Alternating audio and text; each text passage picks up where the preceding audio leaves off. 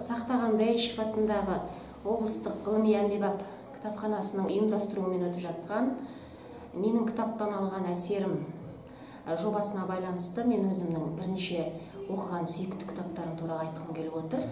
Ең бірінші ол Ақтөбе топырағынан шыққан қазақтың классик жазушысы, өзіміздің жерлесіміз Тахауи Ахтановтың «Шырағың сөнбесін» деген романына тоқталғым келеді. Жалпы бұл кітапты мен бала кезімде оқығанмын, бірақ өмірімнің әр кезеңдерінде үнемі айналып соғып осы кітапты оқып тұруды әдетке айналдырдым десем де болады. Енді «Шырағың сөнбесін» романы ол Ұлы Отан соғысы кезіндегі біздің халқымыздың басынан кешкен тарихи оқиғаларды тікелей емес, жекелеген әйел адамның тағдыры, соның ішінде бас кейіпкер Нәзираның басынан өткен жағдайлар арқылы көрсеткен шығарма. Нәзира дегеніміз оның өмірде прототипі бар екен. Ойылда өсіп өнген, өзіміздің кәдімгі ойыл топырағында 18 жасар қыз, шешесі ертерек қайтыс болып кеткен, әкесі бар, атасы, әжесі қамқаның тәрбиесінде болған Нәзира. Содан ауылға бір күні бір әскери форма киген Қасымбек деген жігіт туысқандарының үйіне келіп, содан мына Нәзираның жеңгелері Нәзираны үгіттеп, ана жігітке ақыр соңында қосып жібереді. Жаңағы Қасымбек Нәзираға үйленіп, оны өзімен бірге Шығыс Украинаға алып кетеді. Нәзира сол Шығыс Украинаның бір қаласындағы, бір әскери қаласынадағы жаңа өмірін бастайды. 18 жасар Нәзира. Ол жерде бір 50-60 шақты үй екен дейді, кілең әскери адамдардың жұбайлары, отбасылары орналасқан. Қалың ормандай орыстың ортасына түседі, бір ауыз орысша білмейді Нәзира. Сөйтіп жүрген кезде ол бір 2-3 айдай сол жерде тұрады. Содан ол өзіне бір Света есімді құрбы тауып алады. Светамен сөйлесіп, жайлап тіл табысып, орысша үйреніп келе жатырған кезде бір күні таңертең суыт хабар жетіп, мына екінші дүниежүзілік Ұлы Отан соғысы басталып кетеді. Содан Қасымбек сол кеткеннен мол кетеді. Нәзира қасында ғана 50-60 шақты әскери адамдардың отбасымен бірге соғыстың ауыр күндерін басынан өткізеді. Енді білесіздер, соғыстың ыстық нүктесі ол сол Шығыс Украина жерінде болған. Содан Нәзира мен қасындағы әйелдер көп деген қиыншылықтарды басынан кешіреді. Бір ерекше ішінде әсер еткен оқиғалары бар. Мысалы, сол әскерилердің ішінде бір орыс әйелі болады, оның 3 баласы болады. Бір баласы Омырауда болады, 2 баласы жетектейтін. Нәзиралар мінген пойыз Москваға қарай жол тартып бара жатыр, бір аптаға тұрып қалады. Содан балалардың қарны ашып жұрт улап шулай бастайды. Қашан жүреді пойыздың, қай уақытта қозғалады, ешкім білмейді. Содан жаңағы топ улап шулап станцияның басында жүрген уақыттарда жаңағы орыс әйел кішкентай балалары бар. Жоқ, мен шыдамайым, анау көрініп тұрған деревнядан балаларыма нан алып келейін деп, кішкентай баласын құшақтап, 5 және 6 жасар 2 кішкентай баласын Нәзира мен қасындағы Света деген құрбысына тастап, өзі ауылға қарай жүріп кетеді. Бір кезде ана жерден көрінеді, баласын қолына құшақтап, қолында бір торба наны бар, жүгіріп келе жатыр екен. Сол сәтте 10 күннен бері жүрмей тұрған пойыз жүріп кетеді ғой. Пойызға мінеді жазиралар, 2 баланы алып, Нәзиралар. Ана әйел үлгереді деп ойлайды, бірақ өкінішке орай ол әйел үлгере алмайды. Балалар анам деп шыңғырып жатыр, анау балам деп шыңғырып жатыр. Міне осындай әсерлі сәттері өте көп. Кейіннен жазира сол уақытта Нәзира жүкті болады. Олар немістердің қолына түсіп қалады.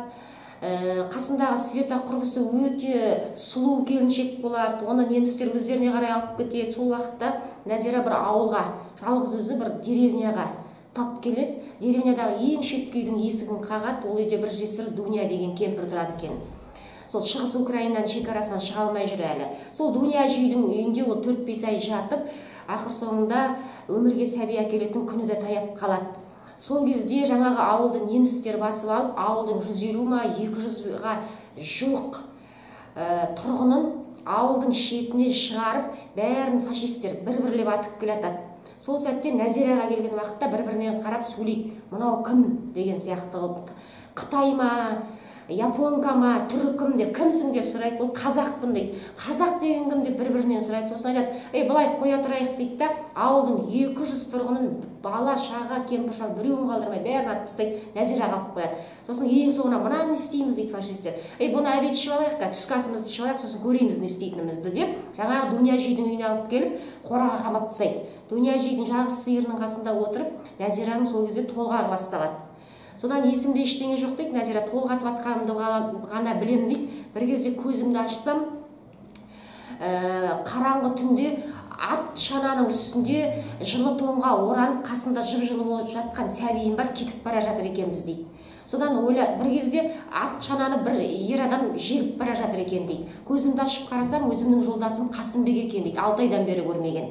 Сосын Нәзира ойлайды, шын мәнісінде өлген екенмін ғой, жұмақта жатқан шығармын. Қасымбек та өлген, қасымда отыр, ол да демек жұмақта болған ғой, сәбиіміз де шетінеген, үшеуміз бірге қосылып жатырық деп ойлап, Қасымбек деуге шамасы келеді де қайттан есінен танып қалады. Содан қызығы сол, көзін ашса, айналасында жаңағы көп адамдар Қасымбек ортасында тұр екен дейді.